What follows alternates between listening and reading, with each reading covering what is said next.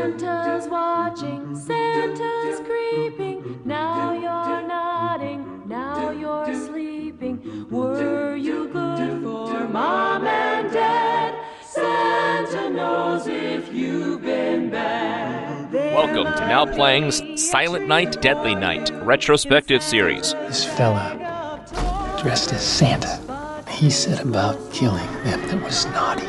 Hosted by Stuart. What the hell's wrong with that kid? Arnie. I don't sleep. And Marjorie. Well, I stopped seeing these creepy things. I hate it. But be warned, opening this gift will give you detailed plot spoilers and harsh language. Christmas, the number one holiday for people going nuts. Listener discretion is advised. Merry fucking Christmas. Today we're discussing Silent Night, Deadly Night, starring Rohan Campbell, Ruby Modine, David Lawrence Brown, David Tomlinson, Mark Atchison, directed by Mike P. Nelson. This is Arnie, the co-host of Now Playing, who won't forget just who I am and what I do. And what I do is sing Christmas carols. Oh, really? This is Stuart, eager to hear those carols. And this is Marjorie, who's been hearing the carols all week. Oh, my God. We're back at a series that, my God, it's like when you have those dreams about, like, you're back in high school and you haven't studied for the test. Did we watch those movies? When did we watch those movies? Nothing. It was all scrubbed. Wow, it is burned in my brain. Anytime I hear Frosty the Snowman or the chestnuts roasting on an open fire, I hear the songs I sung of the plot summaries. I don't hear Frosty the Snowman. I hear in my head, this 13 years later, Ricky the Killer had his brain kept in a jar. I went back, I re-listened to those old podcasts, even though I still knew my lyrics, and I rewatched the first Silent Night, Deadly Night, and it was kind of a fun throwback to go to. I have to say, it has grown in reputation since we reviewed it in 2012. Remember, in 2012, I had to pay $100 for an out-of-print DVD just to see the damn movie. Now, you can get it in 4K, and part 2's in 4K. Even parts 3 through 5, which don't deserve to be, are on a Blu-ray set. What about 6? Interestingly enough, there was that other movie that maybe looked like it was going to carry the series on, the reboot, and I feel like that's the most forgotten of all. I have a signed copy of it with Malcolm McDowell's signature on it. Oh. It is out on Blu-ray, and you say it's forgotten, but you know who didn't forget that film is director Stephen C. Miller, who is so proud of that movie, talks about it all the time on Twitter, and he's still working. I saw a film of his in theaters very early this year, Werewolves. It's the Purge movie with werewolves, starring Frank Grillo. Yeah, I did see that. Oh, God, that was terrible, but yeah, I saw it. It was not great. It was bad, but maybe your idea of bad. I could see some people enjoying it. I enjoyed it for what it was, especially the practical costumes. But yes, the director of Silent Night has continued to work. He did Escape Plan 2 with Sylvester Stallone and 50 Cent.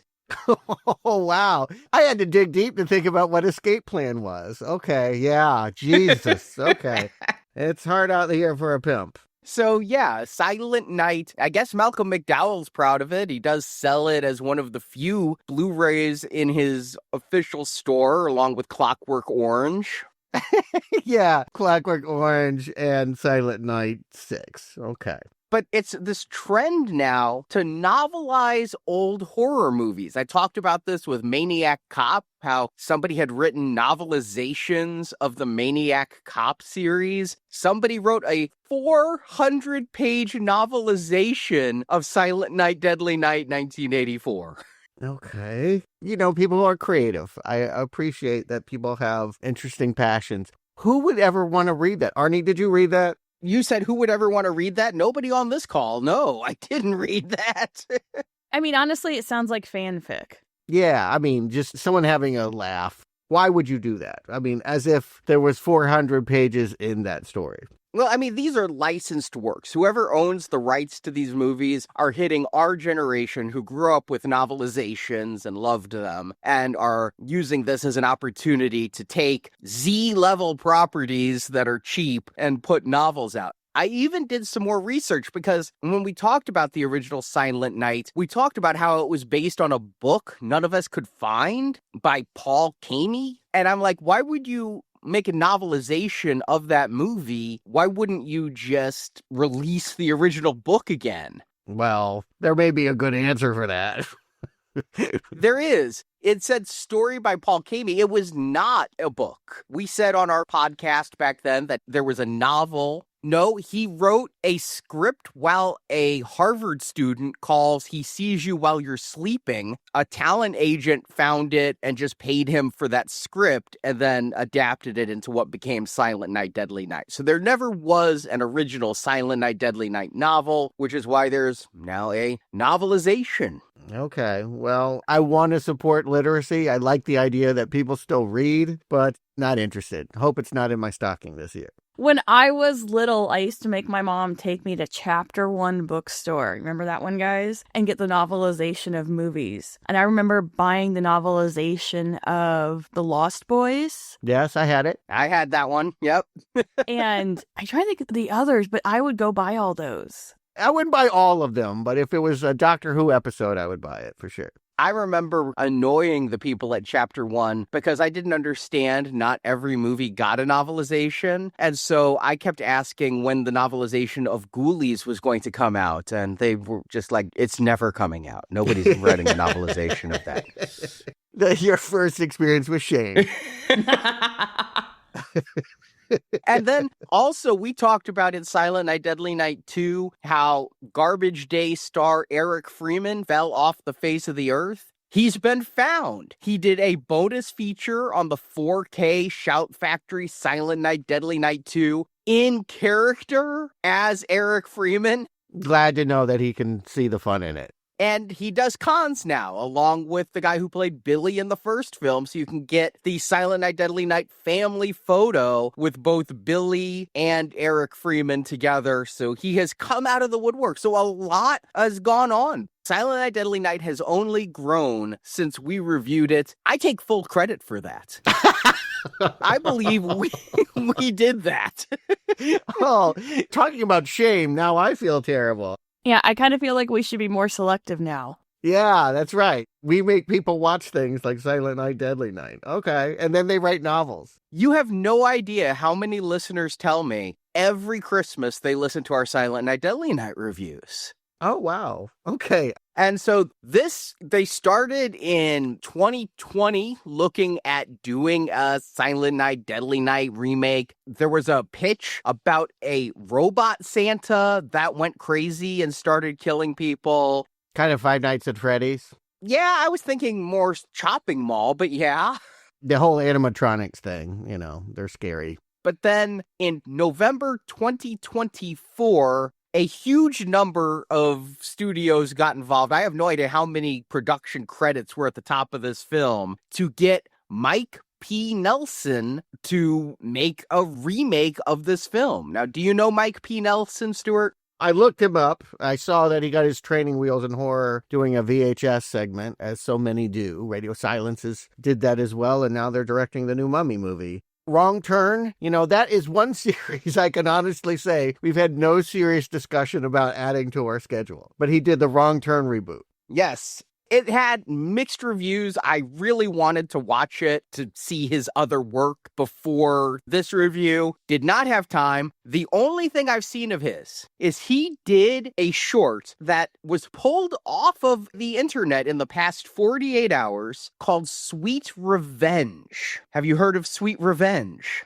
If it's on the internet, I haven't heard of it. It is the first Friday the 13th film made since that reboot in 2009. The license for Jason finally got through all the court cases, and now some people own it, and it's entitled the Jason Universe. I don't know why. I think that's a stupid-ass name, but they call it the Jason Universe. Yeah, there's a new show coming out, I think. Mm-hmm. Crystal Lake, starring Linda Cardellini as Jason's mom. So take that for what you will. But they released a 13-minute short called Sweet Revenge about a group of teenagers going to Camp Crystal Lake and getting stalked and killed. It's only 13 minutes, and I love Friday the 13th, and I turned this off about 8 minutes in.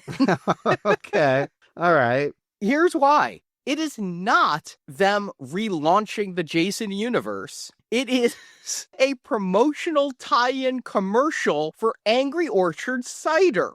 And so all these teens, you get glory shots of their Angry Orchards that they're all drinking, glistening in the sun with the condensation dripping down the bottle as they're at Camp Crystal Lake.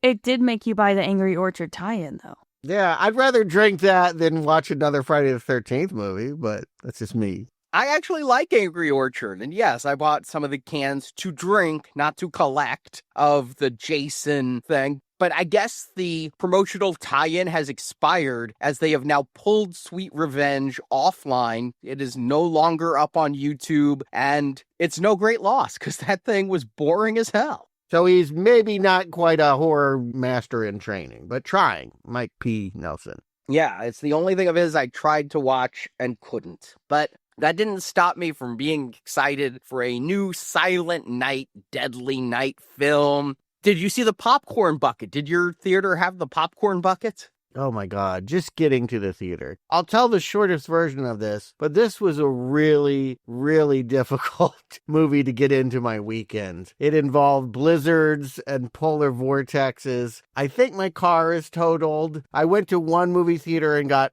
trapped in snow, and it was closed, and I nearly froze to death. But when I finally got to a theater, all I saw was the chair I had to sit in. It was showing one time a day at 10 o'clock at night, and that's what I saw. So I saw nothing else. My eyes were frosted over.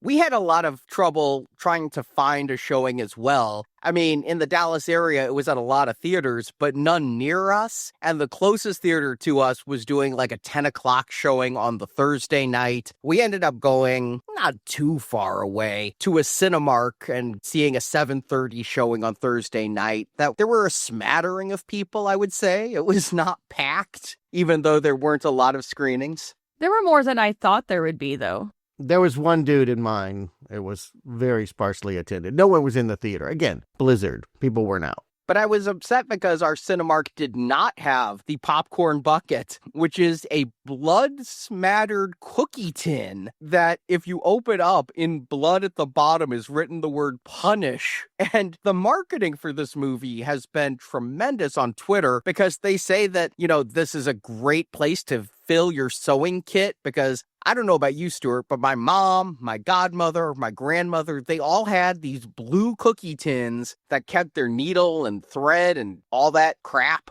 Yeah, it's coming back to me. Each cookie would have its own little paper cupcake holder, and there'd be 3 you liked, and then there'd always be those cookies nobody wanted. So they had this as a popcorn bucket that I'm kind of glad they don't have it because I don't really need more junk. But by the same token, it was kitschy and fun, and I totally would have bought it if they had it. You say the marketing on this was good, and that just goes to prove that I am not viral. I miss everything. I didn't even see a trailer for this thing. I went into this, the rare experience where I had no preconception about anything I was about to see. Didn't know a cast, didn't know a director, didn't have an image in my head. Couldn't even really remember the original, but I did cram and watched all 3. Silent Night, Deadly Night 1, 2, and then that 2012 remake. You really could have just watched 2 in the remake. I mean, all of 1 is in part 2. I know. I saw a trailer for this when we went to see Toxic Avenger. Same distribution company, bloody disgusting behind both films. This is an unrated release, which is why it didn't get a lot of screens, a lot of openings. This is unrated? Yeah. Why? I don't know. I actually saw in Alberta, Canada, it's got a 14 rating, meaning our equivalent of PG-13. But here in this country, I think it's marketing. I honestly think because more people would want to see it if it was unrated and offering an extreme experience. Wait, can you choose to have it not rated? Because, that would be R and not even a hard R. Yeah, you just don't submit it to the MPAA and then it's not rated. Okay. Yeah, they tricked you into thinking the MPA couldn't handle it, but they just weren't offered the chance to give it a PG-13 that it could get. But like on Twitter, the official Silent Night, Deadly Night account posted a sexy photo of Rohan Campbell and said, send us your ticket stubs and we'll send you pictures of Rohan Campbell's feet. Weird. Yeah, it's completely strange, but I guess a lot of people were thirsty for Rohan Campbell and wanted foot pics. Okay, I don't understand. I mean, no shame, not gonna kink shame anybody, but he is like the hot property in horror for some reason. He has a huge following of women. He did the Hardy Boys reboot, and that was really popular. They rebooted the Hardy Boys? Yeah. I'm learning so much here, but okay. Rohan Campbell, yeah. The whole movie I watched this and was like, I've seen this guy before. Where have I seen this guy? I had to Google it to know that he was the one that ruined Halloween Ends. Actually, I think both you and I liked him in Halloween Ends, but he was hated by a lot of fans for it not being a Michael Myers film. And he was also in The Monkey earlier this year, if you remember. He was the long-haired guy who looked like an extra from Stranger Things, who became obsessed with the monkey and tried to get it back from the evil brother. Okay, I sort of remember that. He wasn't the major figure in that. No, but he was a notable character. You're talking him up as a genre hero, and it feels like more like a Scrappy-Doo. Every time he shows up, people get mad. No, he has definitely a following, for sure. I think he's very divisive because of Halloween Ends, but people who like him really like him and want pictures of his feet, I guess. That almost seems like a separate issue, but my memory was he was pretty good in Halloween Ends, but I was mad that they were focusing on this kind of lame character and not making a true ending for Michael Myers. And God, I thought they would run him out of town. It was weird to think that maybe it's the next logical step that now you have to end Christmas. I just want Eli Roth to put him in Thanksgiving 2 so that he can have a horror movie per month for the end of the year. Leprechaun, yeah, sure. Keep it going. My Bloody Valentine. If that's your thing, make sure to photograph his feet, I guess. And then they also put online a couple trailers, which I watched. They had panel at Comic-Con, of course. But what I found really dumb of them, maybe smart, I'm not a marketer, they put a 7-minute clip on YouTube of the entire Nazi killing scene. So the most impressive scene of the movie, you could just watch at home. I actually saw people on Reddit be like, I was going to see this in theaters for the Nazi killing scene. Now I can stay home and just wait for it to stream in a couple weeks. Yeah, one wonders why they didn't just put it out for streaming with the limp theatrical release that it got. But maybe they were hoping for the Oscar nominations. You can't qualify if you don't run it in a theater. Hey, this is from the people who did Terrifier series and made a lot of money with the unrated Terrifier 3, and I think they're just cookie-cuttering that distribution model with Toxic Avenger, with this, of put it in whatever theaters will take it, and then put it on streaming where it actually belongs. Yeah, I haven't watched any Terrifiers. I figure we're due for that at some point. We started one a long time ago and haven't finished it. Well, let's finish this. Arnie, give us the plot. Oh, good. Sing us the plot. Silent night, deadly night, bad people, Billy will smite. He watched his mom and dad get shot to death. He held the killer's hand as he took last breath. The killer's spirit's in Billy. Charlie's a voice in his head. Years have gone by. Billy kills the bad guys. If he doesn't, then a good person dies. Charlie has a sixth sense who's a bad man. Dressed as Santa, Billy's a hitman. Billy's always on the run, and he never uses a gun. For pussies. Then comes the day Billy meets Pam May.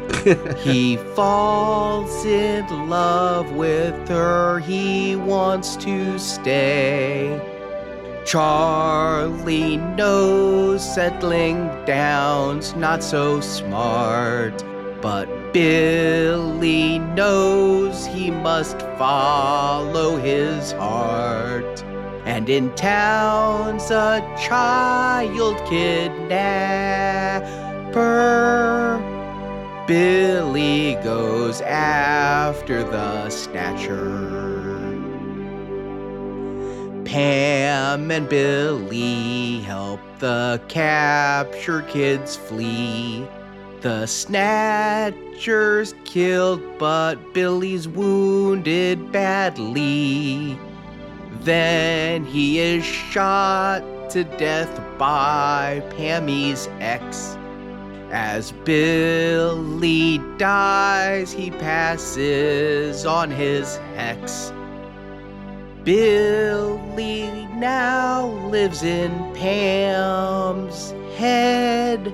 At Pam's hands, bad guys will be dead. Bravo! Tears in my eyes, as always. Good job.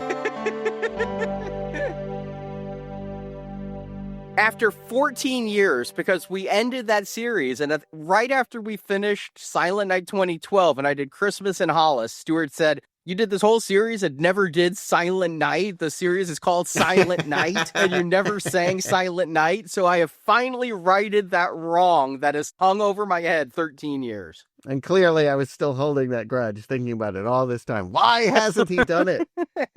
Well, box checked. But as we get into this thing, I will say, I had, again, rushed to see that first movie, but it probably would have come back to me that they're hitting those beats. When we see a little boy being brought to a nursing home and being scared that his grandpa, suddenly jerks to life, and then a Santa killer kills his parents on the road. They are making it look like this is a pretty straightforward remake, and that's a clever way of disguising the fact that they're going to go in a totally different direction. I think they did that in the marketing too, because when I read plot summaries online, it's all about how, as a little boy, Billy saw his parents killed and then wants to punish the naughty as an adult and goes on a killing spree. I think that plot summary hedges and makes you think this is going to be a straight remake of the original. And I was surprised. I was glad I rewatched the 84 one, because I wouldn't have remembered the crazy catatonic grandpa scene from that one if I hadn't. And here, seeing this boy at his grandparents, and I think they pulled the plug on grandpa. I thought grandpa was on life support and they just ended it. And then he's like, "Can I go see grandpa?" And they're like, "Yes." I'm like, well, is he going to go see a corpse? That's what I thought was happening there, too. It was very strange. Meanwhile, there's some old biddy misgendering him in the lobby and trying to feed him butterscotch. You just get the sense that this kid is weirded out by the holiday. There's a janitor that's peeking out halfway through the door, and this will turn out to be important. That's Charlie. This is actually setting up that Charlie is going to be the one that finds them on the road and kills the parents. I think they're setting this up because you say that old biddy calls him a girl and he's like, "But I'm a boy." But at the end of the movie, he's going to be trapped in a girl's body. So I think they're foreshadowing. Yeah, that's where I landed on that as well. Although it's true, when you have those bowl haircuts in the 80s, I remember distinctly sitting in a restaurant finishing my meal and the waitress saying, "Good girl," as she took my plate. It's the haircut. I blame the 80s. It made it all so androgynous. You say the 80s, but this is like the late 90s or early 2000s, right?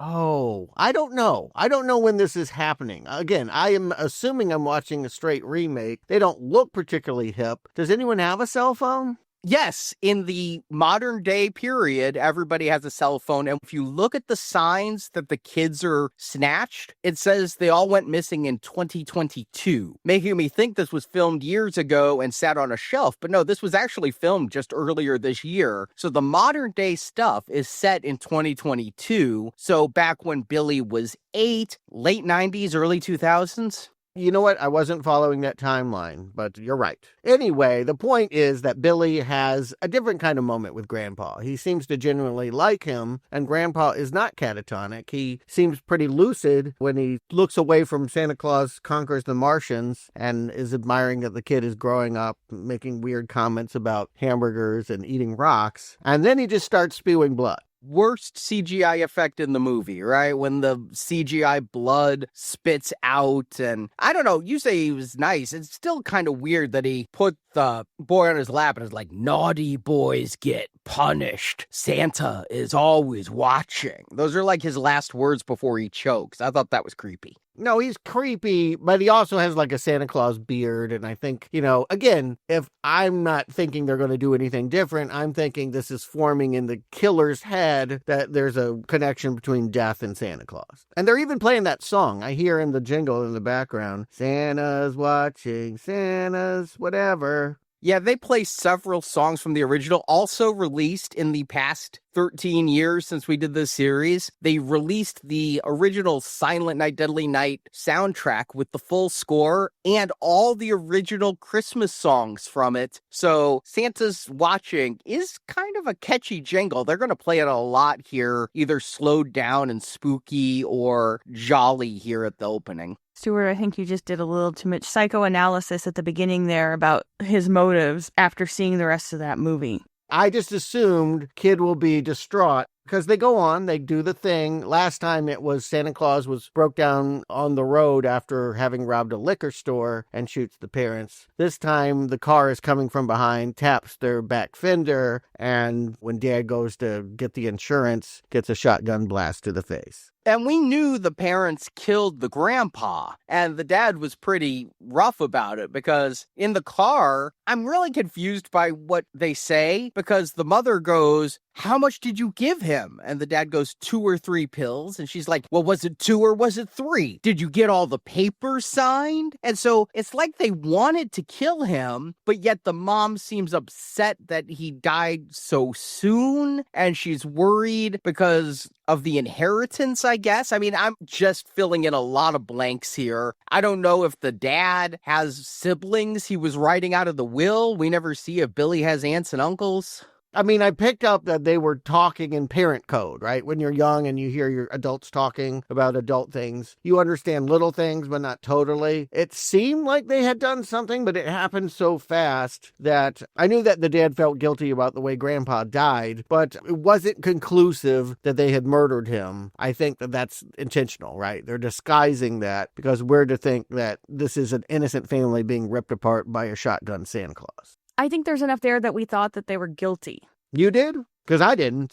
Yeah. I thought that they killed him for the inheritance. The way the dad callously is like, Grandpa is dead, makes me think like, yeah, something is up. But again, it happened so fast and quickly we're focused on the Santa Claus in the car behind them that I just kind of forget about that. And I think that's design. I think that's the screenwriter's surprise reveal at the end that these are naughty parents. And I got it right here in the car. I got it when she says, were the papers signed? How many pills did you give him? I mean, again, I started by thinking he pulled the plug on Grandpa. So I'm like, okay, they killed Grandpa. Grandpa was murdered. I didn't get that it was not a coincidence that Santa came after them, that Santa could just sense who's evil, who's doing bad things, and came after them to blast the hell out of them with a shotgun. I mean, you guys seemed a little shocked that this is an unrated film. But this is one of a few scenes that goes hard with the gore. I don't think the gore is hard at all. A lot of it is sound effects. If you actually watch the scenes, you do not see much splatter. You hear squishes. You hear splats. But,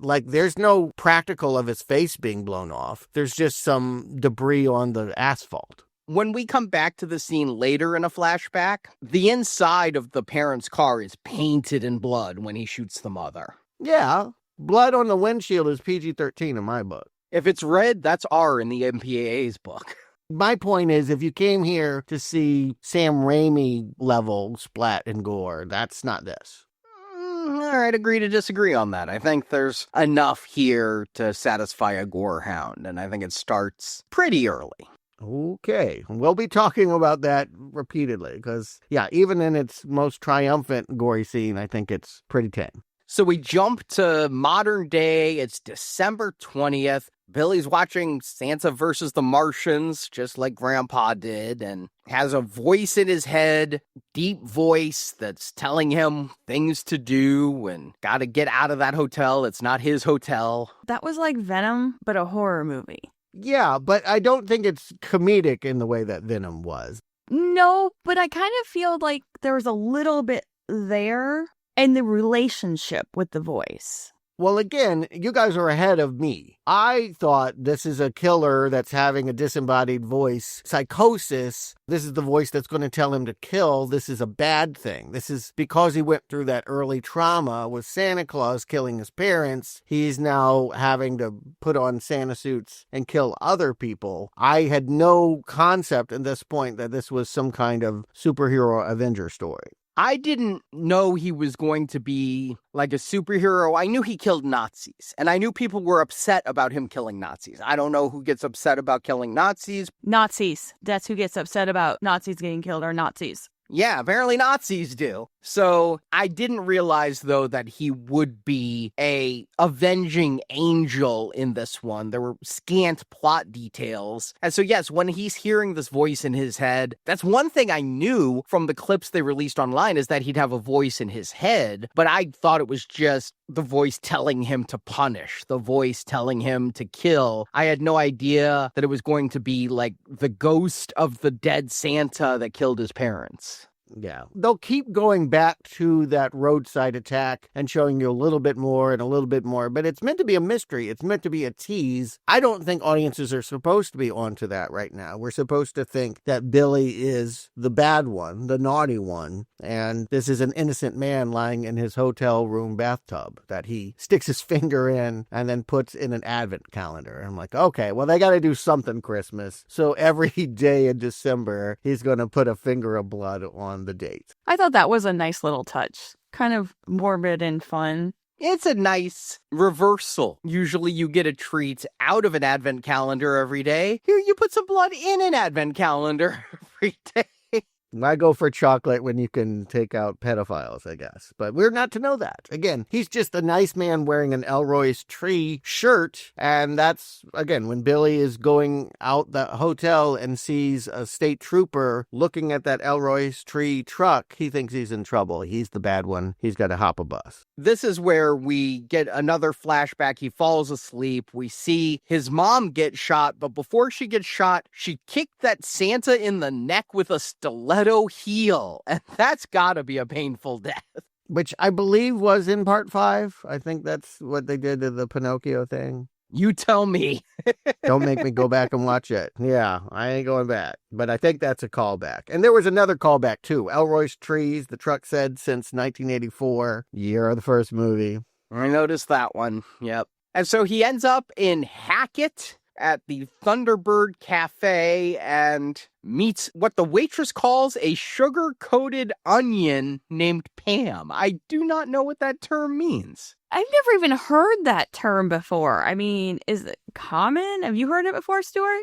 No, but I hate onions. I know what she means. It means that when you have something sugar-covered, you expect a sweet treat. And to have an onion, it would be bitter. To bite into an onion like an apple. What she's trying to say is this girl might look nice, but watch out. She's a psycho. And indeed, she's going to describe herself having some kind of explosive personality disorder and freak out. But we're to think in this moment, anyway, she's the victim. Again, this guy is looking around. The disembodied voice is like, don't forget what we're trying to do. We're trying to find our next victim. And he doesn't think that this is the next victim. It's Billy. They're having a disagreement. Billy wants this girl, we think, killed, and voice thinks this ain't it. I didn't take it as he wanted her killed. I took it as he was infatuated. Love at first sight. That's how I took it as well, too, is, perhaps Billy needs a little love. Yeah, but again, he's talking to himself and killing people. We think that's one and the same.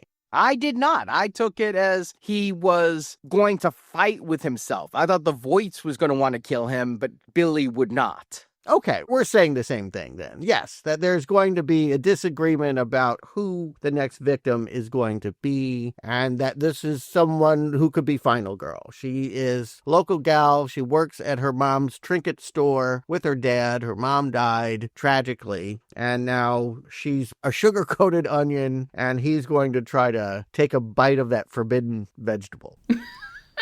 Now, did you have any recollection of who this girl was? Did she look familiar to you at all? I looked up her name. When I saw her last name was Modine, I was like, gotta be, right? Yeah. Well, I kept thinking she looked like somebody, and I'm like, who does she look like throughout this whole movie? And again, I saw the name at the end of the credits. I'm like, oh, that makes a lot of sense. And apparently Matthew Modine is in the Wrong Turn reboot. So it probably was maybe some kind of agreement. Nepotism. Yes, nepotism. Well, if I do this, you're going to take my daughter for the next one. I don't know. Matthew Modine never occupied too much space in my head. I don't have any real thoughts about. He's always just kind of milquetoast, right? Kind of a boring guy. He is like a bland version of Bill Pullman. Which is bland in of itself. Yes. But I love Bill Pullman. You're naming sort of generically good-looking people that aren't that attractive, that don't do much, is kind of where I put him. It's everyday, normal person attractive. I think we're probably pissing off Stranger Things fans, because I guess he's a big part of that show. I don't watch it. In all the hype, I have picked that one up, and yeah, he's the bad guy in the early seasons, but kind of in the background. Again, not doing much. Wait, Matthew Modine or Bill Pullman? Matthew Modine. We're not talking Bill Pullman until we get to Lake Placid. So he goes in and gets a job at Ida's Trinkets. I did like the scene where I don't entirely get it, but she's like, you're the guy from the diner who was staring at my ass. And he goes, actually, I was looking at your hands. And she's like, that's even weirder, which it is, but I didn't get what was up with her hands that he was trying to figure out. I think what he meant was that he couldn't see her ass because the way she came in, she was grabbing her breakfast. So he was trying to say, I was seeing you from the front, not the back. I guess. I don't know, because hands really aren't a fetish for him or something that matters again.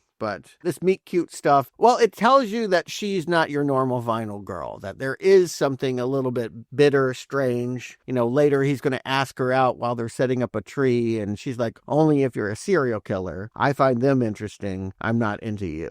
But I did notice during this, there's a couple of things set up. She gets a call on her cell phone from Max and doesn't answer, whereas Billy goes outside, sees a sign that they're hiring, also sees a sign on a wall of a missing 6-year-old. So this is setting up all of the climax right here at the beginning.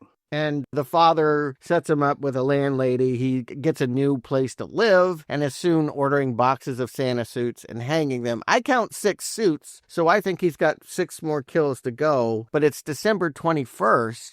Do you still dress as Santa into the new year? The Advent calendar ends on the Christmas Day, so maybe he's just stocking up for next year. Maybe if you want multiple, you save money if you buy in bulk.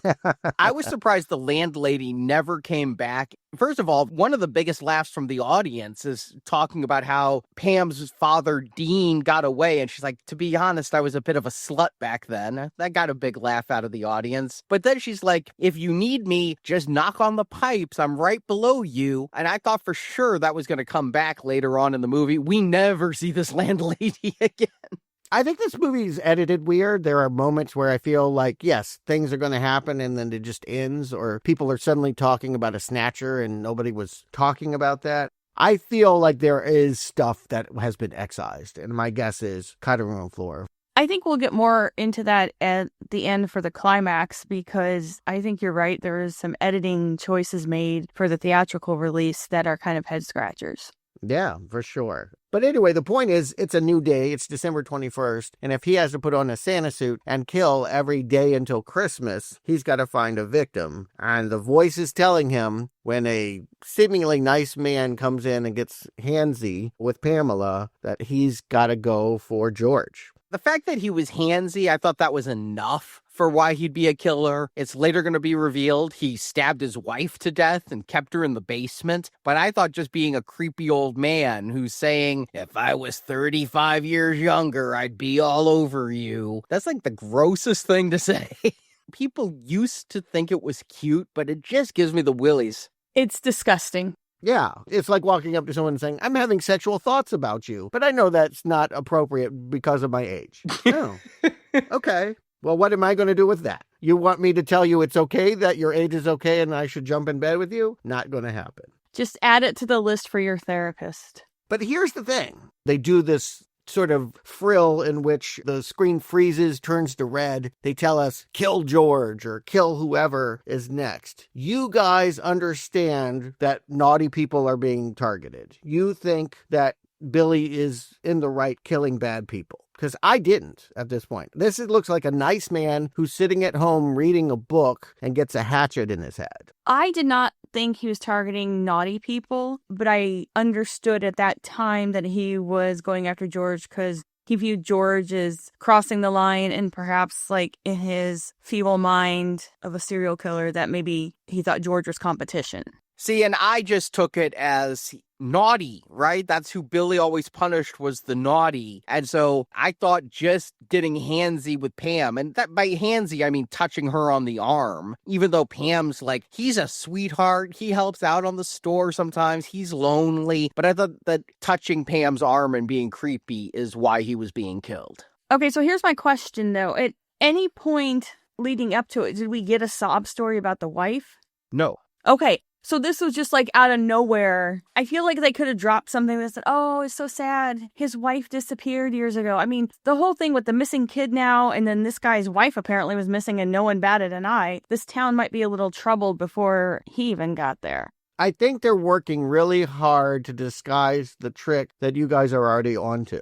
And that is that we aren't to know that the voice is actually a force of good, a godly voice, kind of like Dexter. This is a serial killer that kills only bad serial killers. The thing that I think led us to believe there was something up with George is before he gets the axe in the head, he's making himself some tea or something, and we see photos around his house of him and a woman. And I'm like, is this his daughter? What is going on? I think it was photos of his wife. So it's letting us know there was a woman there and now it's no longer there. So I think we were getting hints, but I don't think you'd catch that necessarily on a first watch unless you're like me and taking notes in the background and saying, who is this woman in the photo? And then later on finding out. Well, he's a lonely old man, but that doesn't make him the target for being a naughty, nasty wife killer. Anybody that's staying home and reading a book, obviously that says innocent. That's the very textbook definition of innocent. Thinking about the original movie, when I think about Billy killing people, it was because they were drinking alcohol or having sex, or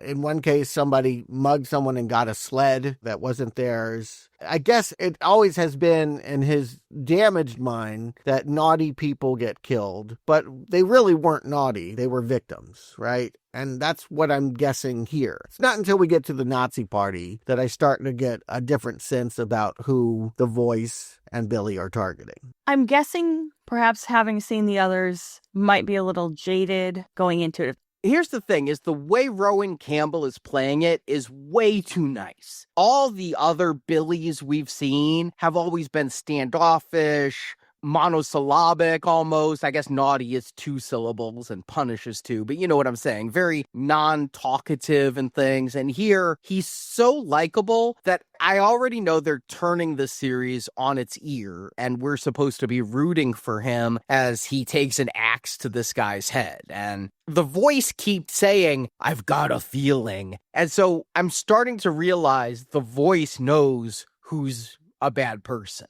Did you guys know that this was the guy from Halloween Ends? Did you know that this was the fake Michael Myers? I did. Okay, that might have helped you too, because, they spent a lot of time making him a sympathetic serial killer. But I'm still of the mind that he's the bad guy. Until, yes, let's get to December 22nd. First, he gets somewhere with Pam. She invites him to see her nephew practice hockey, and then has another explosive episode that'll get her arrested because the bullies were picking on her 8-year-old nephew, and she went out on the rink and started beating them up with a stick.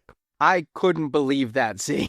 Yeah, I mean, she beat up a child, so perhaps explosive personality disorder isn't maybe what she's got here. It seems like she's got some boundary issues and some issues in her head with what's right or wrong. I saw the kids pick on her nephew, and she's like, I'll be right back. And I expected her to get involved and perhaps go a little far. I didn't expect her to take a hockey stick and start going Rodney King on this kid, though. I mean, she beats the shit out of him. Yeah, and this is what tells you she's no final girl, right? She's not going to be running as a victim away from the killer. She's too lethal for that. So, yes, we have different ideas. We think that this will be the woman that finally understands Billy, that they'll end up together. I've shipped them. Aww.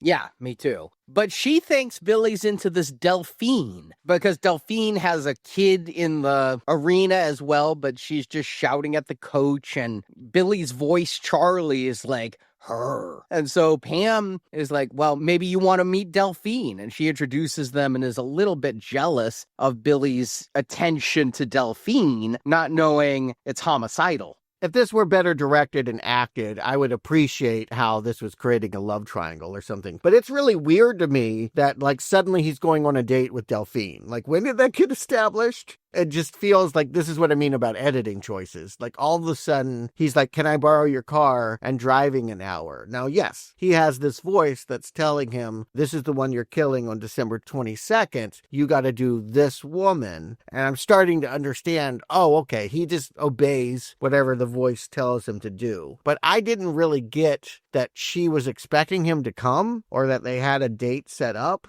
No, they didn't. She has no idea he's coming to their I'm dreaming of a white power Christmas party. That is a funny pun. Okay, so let's get there. Yes, there's some shtick with Pam getting out of jail, and that state trooper Max, the guy that's been blowing up her phone, is upset to be releasing her into the arms of Billy. And he's creepy as fuck, too. And she's like, you punched me in the face. You don't get another chance. And he's like massaging her and smelling her hair. You expect he's going to be the big bad for Billy to kill at the end. The fact that Billy doesn't kill him was a surprise to me because he is so creepy here. And Modine does a great performance of acting so creeped out as he's sniffing her hair and just repulsed by him. I feel super cheated by the fact that Max wasn't the snatcher. Yeah, hold on to that, because again, I think we're supposed to think he is in the opening scene outside the motel. He's the one investigating the truck, and we'll eventually probably find that body in the motel room in the tub. So we think that he's a danger to Billy, not only because he is a romantic rival for Pam, but also because he could finally catch the serial killer, and Billy will wind up in jail.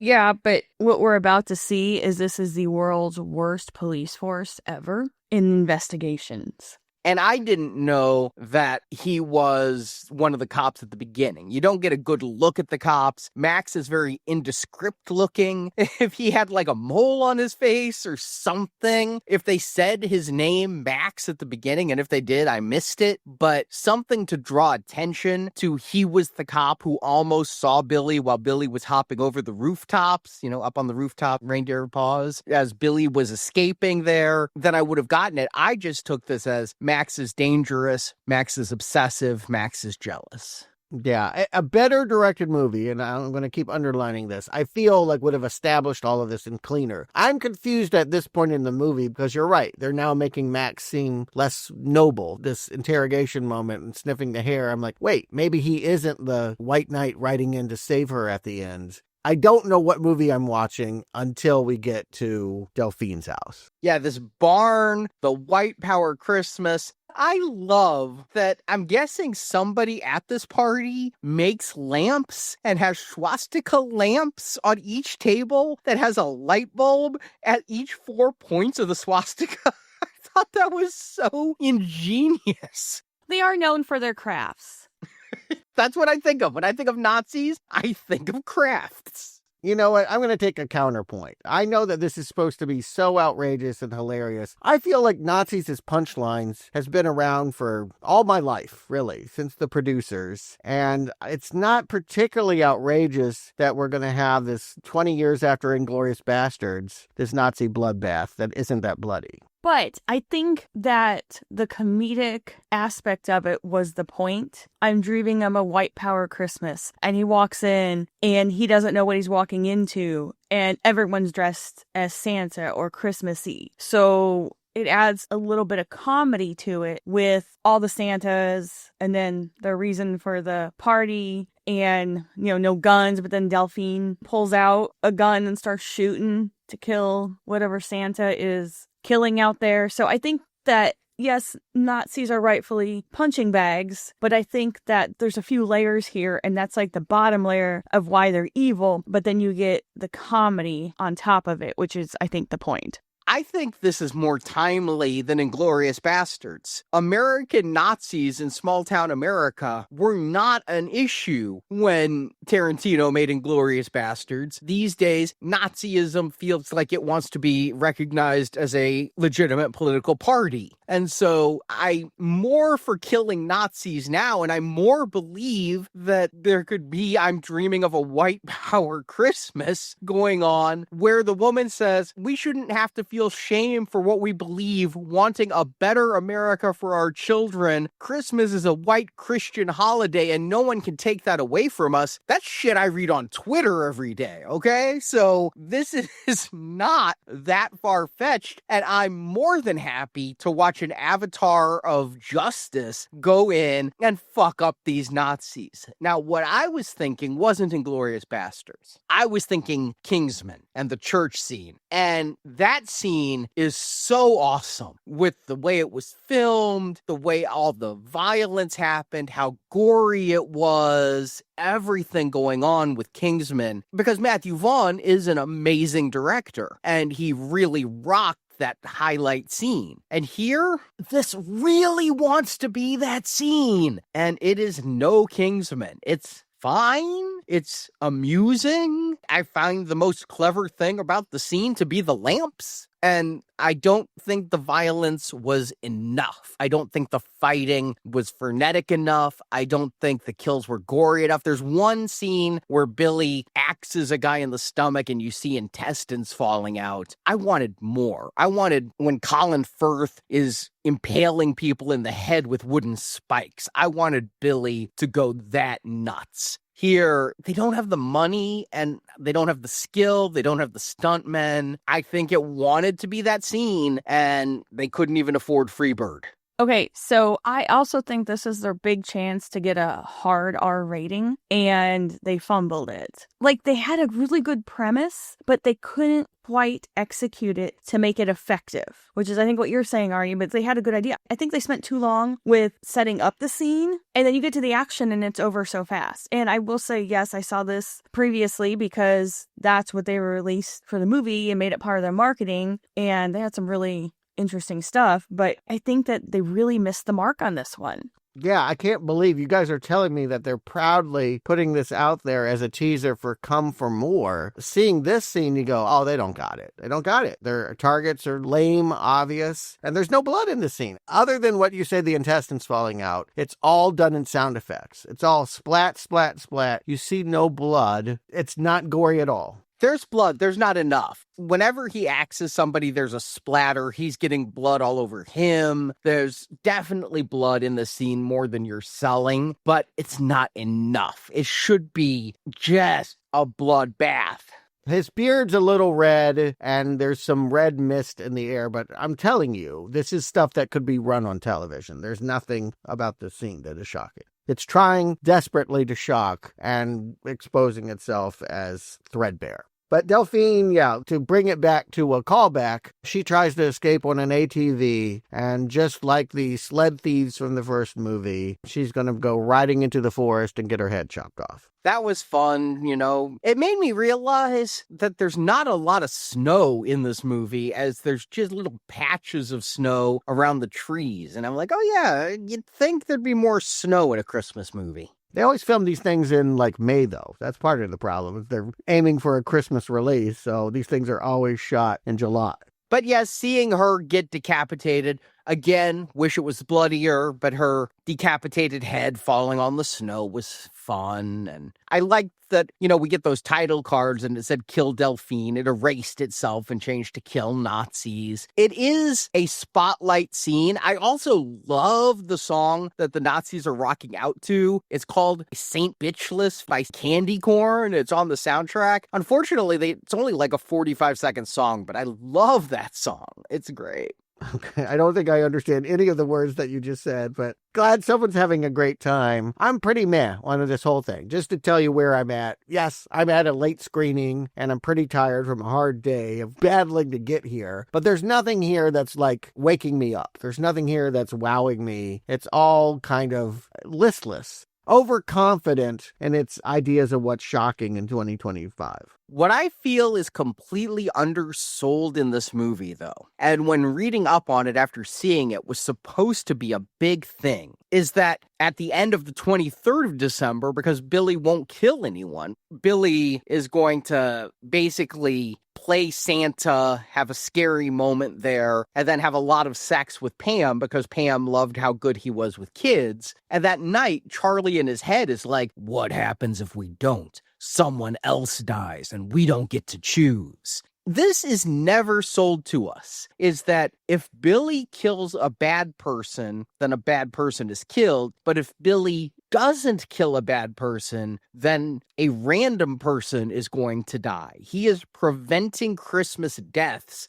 by choosing his targets. Charlie says that here. And then, unfortunately, what Billy says is, I didn't kill anyone today and nothing happened. And then Charlie's voice says, did you see the sign about the other kid who went missing? No, I didn't see that sign, Charlie. I need to see that sign. I need to see a good person die to know the threat and to feel the pressure of Billy needing to go out and do what Charlie tells him. As it is, it's way undersold. But the previous day is what flipped everything. Up to this point, you didn't want Billy to kill people because Billy was the bad one. After he chops up a bunch of Nazis, you go, oh, okay, now I do want him to kill. And we're supposed to be with the voice when he's like, don't be a wuss and stay home with the girl. Go out there and kill. What we're to get, Billy has said it for a couple days, is he's rootless, he wants to settle down, and when he has to play department store Santa and have normal kids sit on his lap, he wants that. He wants to be a dad. He wants to have Pam. He doesn't want to pick up the axe anymore. I get that enough, but it's been a real rapid flip from Billy is the insane killer to Billy is a Nazi hunter and he just wants to retire. Yeah, we have 2 days with no kills. Those Nazis better hold you over because the entire 23rd is Billy playing Santa, and that's supposed to be suspenseful. I never think Billy's going to kill a kid with a box cutter. And then a lot of love scenes with Pam. Okay, that's kind of cute. He makes her a Christmas tree. Okay, but she's also into true crime, which is really fits this. Also very timely because what white woman doesn't love true crime? Yeah, no, they seem perfect together. You get the sense that they're going to end up together, for sure. And then 23rd ends. And you know what I also thought was really poorly set up was Pam's nephew. We met the nephew. He went to hockey. She talks to Billy about how her sister isn't involved in the store because their mom died and the sister is weird about Ida, the dead mom. Well, we see a woman and her son go into a house, and I'm like, oh, here's the sister, here's the nephew from earlier. We're finally going to get that relationship set up. No, it's George's daughter and George's grandson coming to visit George and finding his axed head in the chair. Yeah, who was George? We weren't even really thinking about him. He was a kill from several nights before. But I guess the point is now the police are closing in and Billy's not going to have much more time in Hackett, this little town, before he's got to hop a bus and leave everything he loves behind. Okay, but this was really great when they walked in and they're like, oh gosh, what stinks? Not realizing that he's dead in the chair. And I thought that was kind of interesting. But at this point, I will admit I was not a fan of this movie.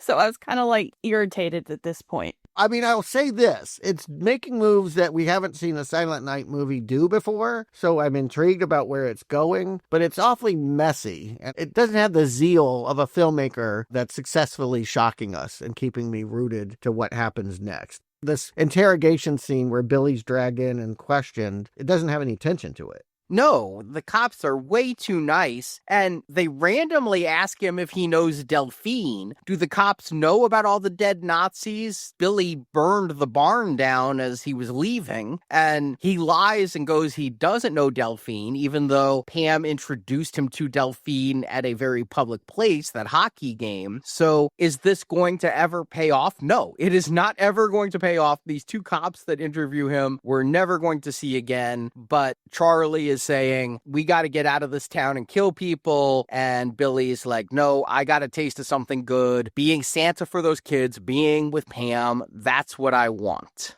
Okay, but this interrogation scene, had it been done right, would have added some tension to the movie. And we still don't have any tension. This is the most useless interrogation scene. We're just like, okay, you didn't do it. I guess you get to go. And it was like so stupid and so useless. And the cops are ineffective. You would think that with George, the kids missing, and presumably they found the burned up barn of Nazis. No, I don't think they have. They're slow on the uptake on all of it. But I still think with those two things, with George and then the missing kids, this town should be in a frenzy over this. I mean, it's a small town, right? I mean, we're to assume this is like Main Street, USA. It's a small town somewhere. Not like in Dallas, where this would like barely be a blip that some guy was found hatcheted in his house. It's kind of like they're in Fargo. Like everyone's nice and everyone's seemingly sweet, and it's an idealistic America town. So I feel like there should be a sense of urgency that's lacking here. It should have been Max, right? If you're trying to make Max a threat, he's the one that's getting closer and closer to nailing Billy on this, but he can't quite do it. The voice is telling Billy, get out of town, where you almost got killed fighting Nazis. We can't hang around here anymore. But because he stays, an innocent person dies. Dean, the dad, is locking up the shop, and as he's heading to his car, he hears a banging in a truck, finds Tommy, some kid, zip-tied in the back, and as he's trying to rescue him, he's murdered by a Santa Claus wearing a mask identical to the one in the Silent Night reboot, and played by the Santa killer from that movie. So this might actually be a direct tie? Really? That's the same actor? I tried to look up who played the Snatcher. I'm now seeing what wasn't on IMDb yesterday, that the Snatcher's name is Elroy, and yeah, it's a stunt guy who's done a lot of movies. Rick Skeen was the 2012 Silent Night Santa killer, and he's wearing exactly the same Santa plastic mask. That's weird as hell. I did notice the mask was creepy and reminded me a lot of that Silent Night from 2012, but that Santa used a blowtorch and didn't kidnap kids. I think it's a huge mistake that we don't ever know who the Snatcher is. We never know. I think it should have been maybe Pam's dad, maybe Max, maybe somebody else from the town who was a minor character. Hell, even the waitress who called Pam the sugar-coated onion. That it's just somebody we've never seen is really frustrating. Elroy runs a tree farm. We've seen ads for Elroy's trees, but we haven't met Elroy until this moment. He's not one of the townspeople, and you could see that as disappointing for sure. But again, I think they just want to make it another callback by having the stuntman be the guy. I'll tell you what bothers me, and it's connected to your point, Arnie, is I get that at this point Billy's calling him Charlie. That disembodied voice has been given the name Charlie. I get that Charlie knows who's naughty and who's nice, but why would Charlie know where the naughty person lives? You know what I mean? There's no detective work in this movie. It's like, oh, Delphine's bad, and I'll get you to drive an hour in the dark to exactly where she lives, even though I have no way of knowing that other than my instinct. Charlie is a writing crutch, and that is the problem. We haven't had any investigation, so it's not satisfying that all of a sudden the Snatcher is just showing up, and they're just going to be able to find him because Charlie can find him. I don't think it's that kind of movie, Stuart. I think that you're asking an awful lot when they're just asking us to blindly believe that little Billy touched the hand of the killer that killed his parents, and now he has a crazy voice in his head telling him to kill naughty people. They do hand wave it away, because what's going to happen is there's a little funeral ceremony the very next day, or some kind of memorial. Christmas Day memorial, yes. For the father, and Pam is crying, and Pam says she wishes Santa was real because her Christmas wish is she wants to get the person who did this and slowly cut them into tiny pieces. And Billy's like, I can do this for you, and gives her the backstory. And we finally see the end of the murder of the parents, where Charlie took his hand and he fell and like a electric bolt went into him. And he says Charlie is a compass, so Charlie can direct him to wherever the evil person is. And every time in the movie, especially whenever Max was in the room, Charlie's voice would be like, I have that feeling again. Look around, Billy. Who is it? And then Max would leave the room before Billy could see him, really leading me to think Max is the snatcher. No, but you get what I'm saying. It's one thing to be like, I can orient you to a naughty person. It's another thing to say, oh, I know who the child snatcher is, and without any detective work, I can just bring you to the tree farm and we can have the climax. That, to me, is skipping over the kind of steps that involves an audience in the reveal of a killer. We don't care who the snatcher is because they just show up at a tree farm and go, there he is, in the ball pit. Why does this guy have a ball pit for kids under his office? Why is he down there? Why did he keep 3 kids alive? I'm assuming the others are dead. It's a very disappointing ending here. This entire fight with the snatcher, we never pull the mask off. The snatcher waved at the security camera after killing the father. He turned and waved at a security camera as if he knew that security camera was there and watching him. And Billy goes down in the ball pit, saves Pam by killing the snatcher, and he gets stabbed in the gut several times by the snatcher. But what is this telling me? I don't get the point of this. The child snatching is almost an afterthought. You can't follow it. The kids on the poster, are they the ones being pulled out of the balls? They're not even moving. Are they drugged? I can't tell. This is not the point. The point was not, we've got to catch a child predator. The point was falling in love. This rootless kid who's been drifting town to town for 10 years, killing people every day in December, has finally met a girl who's cool with it. Again, her Christmas wish was to get Dad's killer, and she has come along. She is participating in the murder of the child snatcher and is totally cool with Billy being a serial killer. That's the point.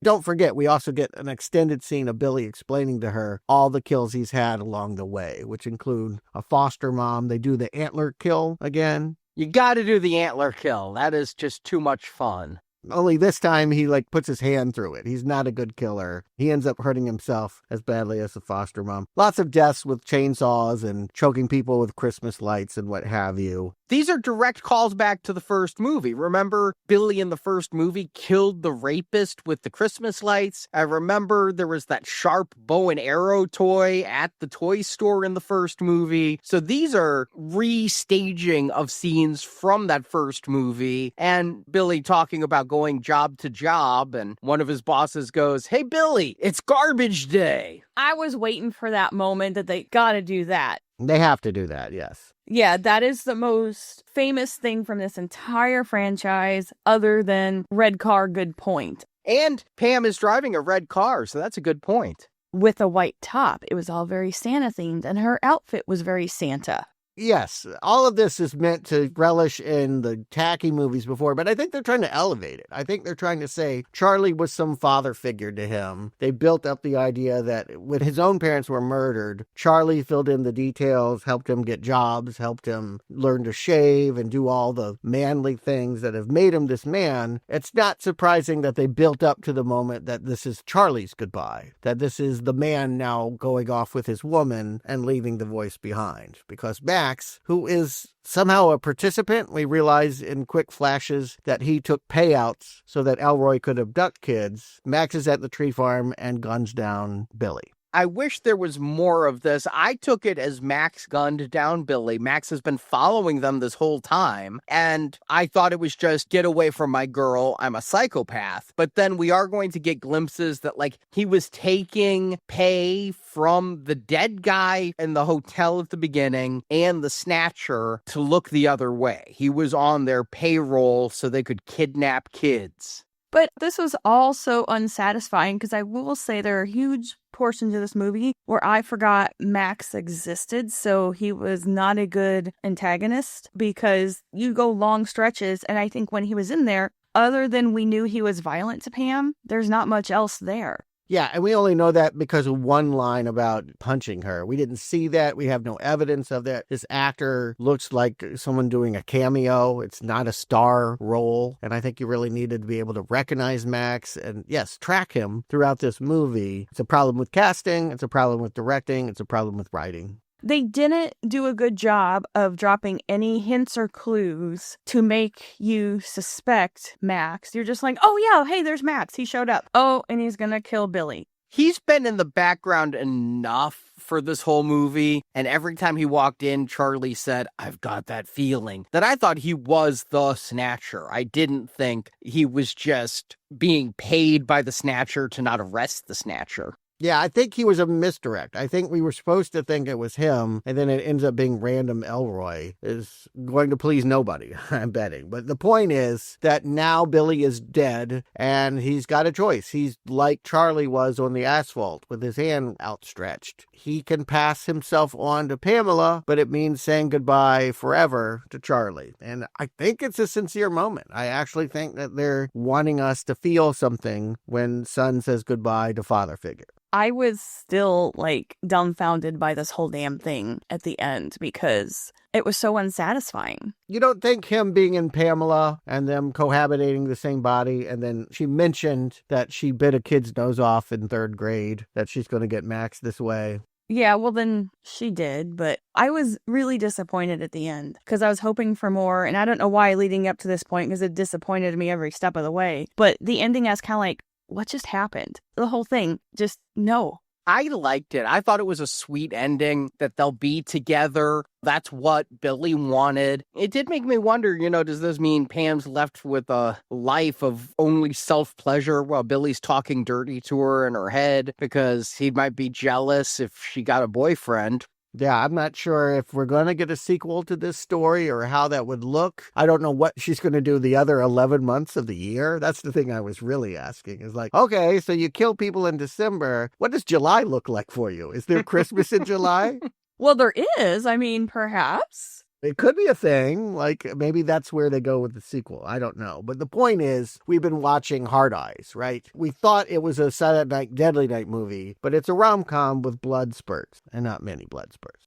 Yeah, I liked that Billy and Pam got together, though, and I like that Pam, she's wanted this. Her nephew even said at one point, it's like there's a different person inside of her when she has her explosive personality disorder, and now there is a different person inside of her, and she's going to be able to know who's a bad person and let that out. It's what's been inside of her all along, and now she can use that explosive personality disorder for good instead of evil. Instead of just beating up kids on a hockey rink, she can stop really bad people and do it with Billy, who she supposedly is into, at least. I don't know if love is on the table yet. It's only been a couple days. Yeah, or to put it another way, we don't want to see the woman possessed by a killer Santa and forced to do something against her will. It makes sense that this chick would take some jollies out of hurting bad, naughty people. It's a fantasy for her. It's a fantasy for Billy. But is it a fantasy for us? Marjorie Stewart, do you recommend Silent Night, Deadly Night? Marjorie.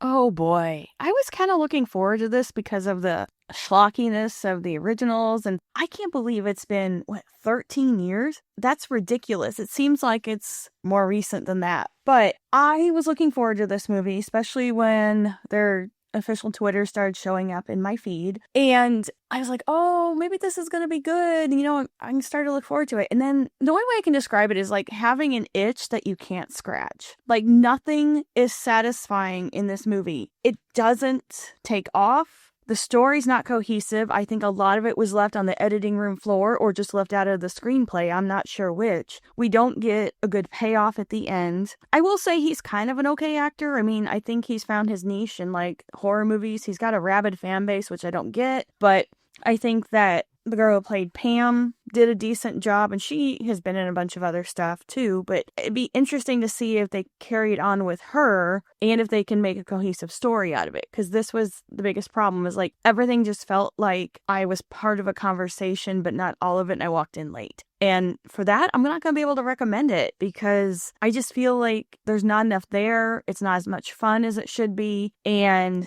it's just got so much incomplete. I am going to have to say no on this one.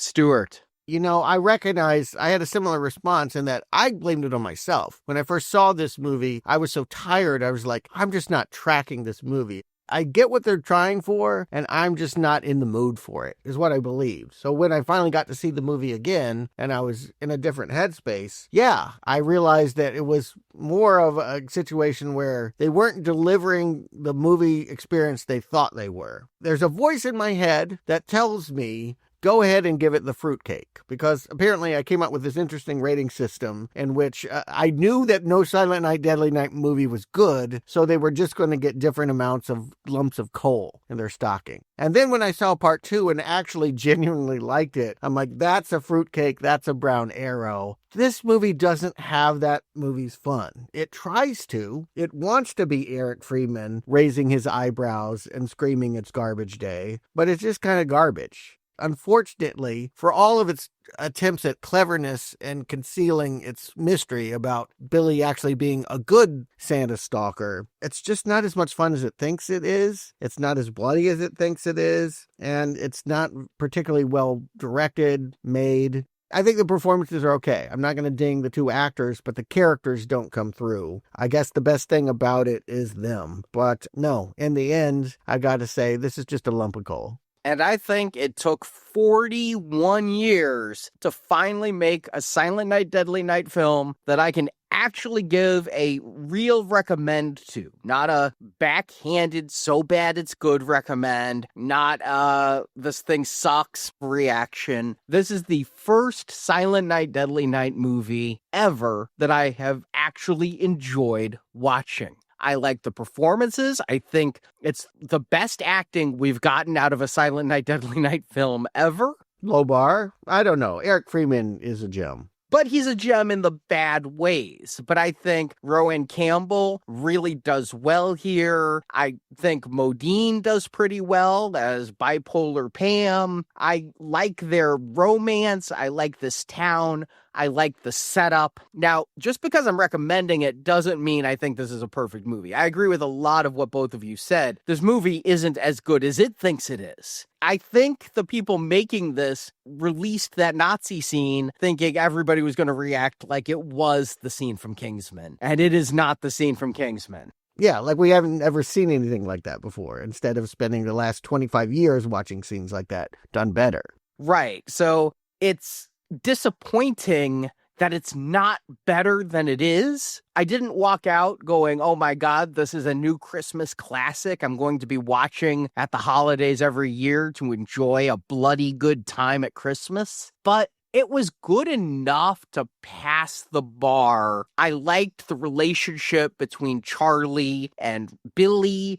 I liked how they paid homage to the first two movies and to Black Christmas. I don't know if you caught it. At one point, Billy is placing an order for candles and he calls Agnes. And Agnes and Billy, you know, that's Black Christmas.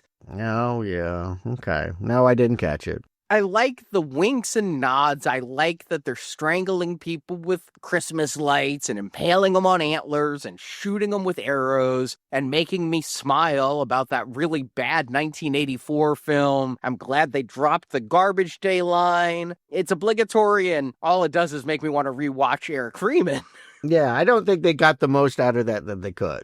No. And I wish that the Snatcher storyline had more payoff. I don't know if it was just always intended that we never see the Snatcher's face, My theory is at one point the Snatcher was going to be her dad, and then they changed it so that the dad died and the Snatcher is this anonymous person. I don't know, but it's very disappointing in that regard. I feel like it peaks with the Nazi scene, which is merely good, not great. And then once the love story kicks in and Charlie refuses to kill, it goes downhill until like the montage with 10 minutes left to go of all his kills in the past and his kill of the foster home where she was beating up the children with bats and drugging them. I think it's good enough to give a Green Arrow to. I think it's the first Silent Night, Deadly Night film that's worth a damn. And I never need to see it again, though. I think it's worth seeing once. Yeah, I hear what you're saying. I'm going to put it as the second best one. How about that? I still think the only one you ever need to see ever is Silent Night, Deadly Night 2 because it recaps the first movie and it gives us Eric Freeman as Ricky. That's the best stuff. The rest of it, whatever. This is probably the best made, written, production quality, but again, such a low bar. I wish it had been as good as it could have been. You know, the elements were there to be good, but it ends up being another dissatisfying Christmas for me. I actually felt that this one tried too hard to be like quirky and weird with the title cards. I just felt like they're trying too hard on this one to try to make it like this quirky horror movie and get people that way. And some of the marketing they were doing besides the shirtless photos of Rohan Campbell, because they're at the New York Comic Con, it had a panel and they took a Santa suit, wrote naughty on it in blood, and then just posed it around New York. So I feel like they're really trying. They just couldn't quite get there. Yeah, well, that says everything if that's your big gimmick. Wearing a Santa suit that says naughty, and that's going to get you something in New York? Bitch, please. No one was even wearing it. They just took the Santa suit and laid it on the subway seat. Yeah. Okay. Yeah, the guy next to them is actually a serial killer. They're numb to this. Am I going to be tortured with a sequel to this remake? Because how did it do in the box office? Our theater had a few people. Stuart, I believe you had one other person because of the weather. We had like 70-degree days, so there was a smattering of people. Arnie, how did it do? It wasn't on a lot of screens. I don't have a screen count. They were adding screens literally days before it came out. But I've seen the projections for top 10 this weekend. Five Nights at Freddy's took a big dip. It's down to number 2. Zootopia is number 1, which is, I guess, the fastest animated film to ever hit 1 billion. The Shining re-release was number 9 with 1.76 million. The Silent Night, Deadly Night remake is below Hamnet, and they're thinking 950,000 or so. Ouch. Yeah. If you watch one man swing an axe this weekend, let it be Jack Nicholson. I agree. I mean, Ella McKay even did better than this with 2.2 million. So, and that looks awful. Yeah. Here's the truth. When they make another one, because it will happen, it won't be these people and it won't be this story. No, they'll keep going back because of 1984. I'm surprised they even thought about 2012 with that stunt guy. The other thing, though, is what is the bar of success theatrically for this movie? I still think anything theatrical is gravy. Bloody Disgusting and them make cheap movies that don't have to work hard to make a profit and probably have already made money on streaming by selling the rights. So this is an extra $1 million in their pocket. The movie flopped, but people like the cookie tin, I guess. Yeah, I wish it was better. I wish I loved this. I wish that I could fully endorse it. But for fuck's sake, compared to the fact that last week I had to watch Five Nights at Freddy's and next week I have to watch another fucking Avatar film, this is my favorite movie of December, bitch. I would just like to say on record, I liked Avatar. You guys hate it, not me. I liked it. But that second movie was dog shit. And I don't know how to feel about Fire and Ash. I'm hoping that it can be of the quality of the first one. But Pandora is a pretty place that doesn't offer much story potential so far. And this one's pretty long. I rewatched part 1 before part 2, and it's worse because it didn't have all the 3D effects and everything. So, no, I don't hate part 1. I do hate part 2.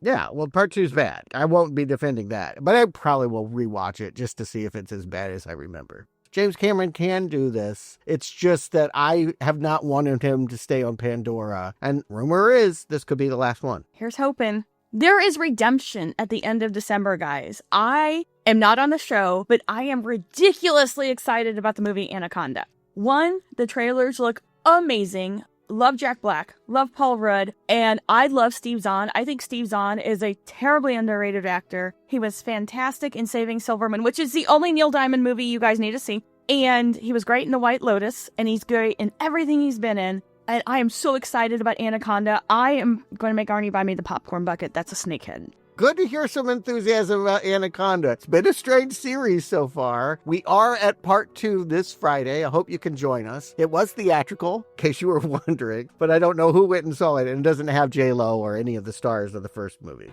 has a blood orchid. I've not seen any of the sequels, but I am looking forward to it and having some CGI snake fun. I agree, though. I mean, I saw Wake Up Dead Man in theaters over Thanksgiving, so that's a November movie for me. If it wasn't for that, I probably would have Knives Out 3 as my most anticipated movie of the month. But because I already saw Wake Up Dead Man, yeah, it's all about Anaconda. And you can hear our Anaconda retrospective series by donating $10 or more through PayPal, Apple Podcasts, Spotify, Patreon, or Podbean. And you can find links to support our show, keep it going, and get 6, not 5, 6 Anaconda reviews because Anaconda crossed over with Lake Placid. It just paved the path for more animals killing people. And if you do sign up for one of the monthly programs on Apple Podcasts, Patreon, or Podbean, you also get over 100 exclusive podcasts you can't get any other way, including our recent review of Scrooged. So if Silent Night, Deadly Night wasn't enough holiday movie reviews for you, hear 3 hosts talk about 3 ghosts when we review Scrooged. And then we will be getting to Knives Out 3 after Christmas. So a lot of new reviews coming up. Thank you for your support of Now Playing. Thank you for listening to our show. We really appreciate you during this holiday season. You have no idea how much we appreciate you listening to us week after week, even suffering through my horrible, horrible singing. I'm grateful for that one. I don't even play Christmas tunes, but I'll be playing those jams on December 25th. So Marjorie Stewart, thank you for joining me. And you better not shout, you better not cry, you better not pout. I'm telling you why. Now Playing will be back on Friday with a review of Anaconda 2. Talk to you then.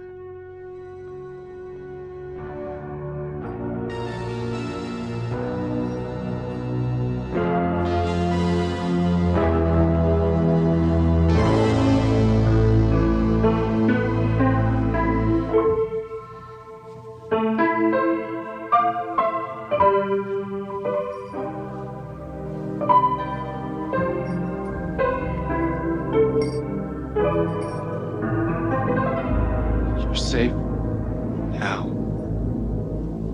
Santa Claus is gone. Thank you for listening to this Now Playing Podcast movie review. We hope you enjoyed the show. Cheer up. Tomorrow's Christmas Eve, and things are only going to get better. If you enjoyed this podcast, head to our website, nowplayingpodcast.com, to hear the other reviews in the Silent Night, Deadly Night series. Let me tell you about Christmas. It ain't all candy canes and pretty lights. In the archives section of nowplayingpodcast.com, you'll find more than 1,000 in-depth movie reviews from our panel of hosts. On our site, you can hear reviews for every installment in the world's biggest film franchises, including the Marvel Cinematic Universe, Star Wars, Spider-Man, Batman, X-Men, James Bond, Middle-earth, Jurassic Park, Fast and Furious, and Transformers. You tend to get paranoid when everyone around you gets dead. Plus, we have individual movie reviews, such as Avatar, Titanic, E.T., Inception, Big Hero 6, Ready Player One, Pulp Fiction, Apocalypse Now, Doctor Strangelove, and hundreds more. That sounds like an enterprise of great pith. And come back to NowPlayingPodcast.com next Tuesday for another all-new movie review podcast. Is it live or is it Memorex? You can also compare notes with us on Letterboxd. Go to letterboxd.com/nowplaying to see what our hosts are watching when we're not recording podcasts. So are you gonna go? And follow Now Playing on Facebook, Twitter, Instagram, and our YouTube channel. You will talk, I will listen. But then you know that. Help us spread the word about this show by leaving a 5-star review on Stitcher, Podbean, iTunes, or your podcast store of choice. You have to come up sometime, and when you do, I'll be waiting for you. Now Playing is an independent podcast, 100% crowdfunded, thanks to listeners like you. Give $1 for the kiddies. Become a Now Playing patron, and you can get access to dozens of exclusive bonus podcasts. For a $10 monthly pledge, you can hear our host review Apocalypse Now, Real Genius, Taxi Driver, Con Air, and dozens more. You can subscribe to get these bonus podcasts through Apple Podcasts, Spotify, Podbean, and Patreon. Put the money in the bag.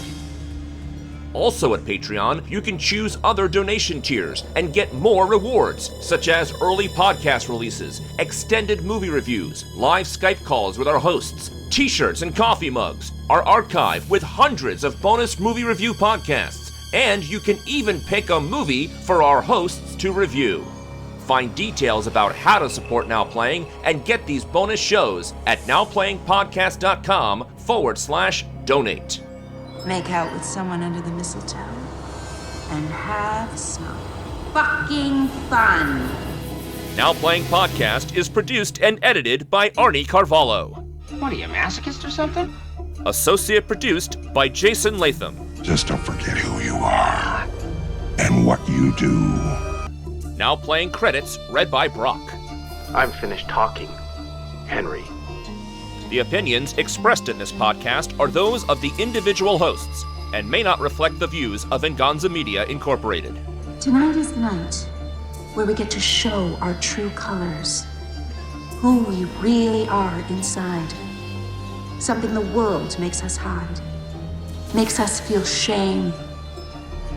We shouldn't have to feel shame for what we believe. Venganza Media Incorporated is not affiliated with, and this podcast has not been prepared, approved, or licensed by any entity that created the film analyzed herein. All movie clips and music included in this podcast are the intellectual property of their respective copyright holders. They are included here for the purpose of review, and no infringement is intended. Too many people get away with shit like that. Now Playing Podcast is an exclusive trademark of and may not be used without the express written permission of Venganza Media Incorporated. There is no logical explanation. Now Playing is a Venganza Media production, copyright 2025, and no part of this show may be reproduced, repurposed, or redistributed without the written permission of Venganza Media Incorporated. All rights reserved. It's over!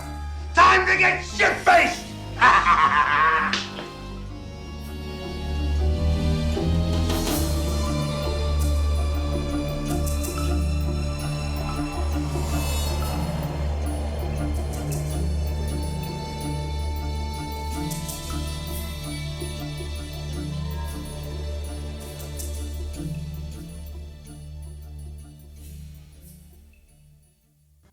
Naughty. I remember distinctly sitting in a restaurant finishing my meal and the waitress saying, "Good girl," as she took my plate. I had the Dorothy Hamill, so that no one ever misgendered me. That was like the hot haircut.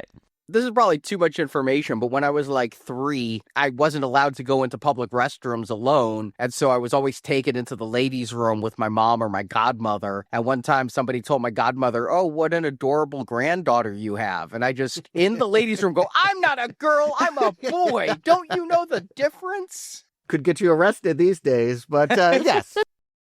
Garbage day!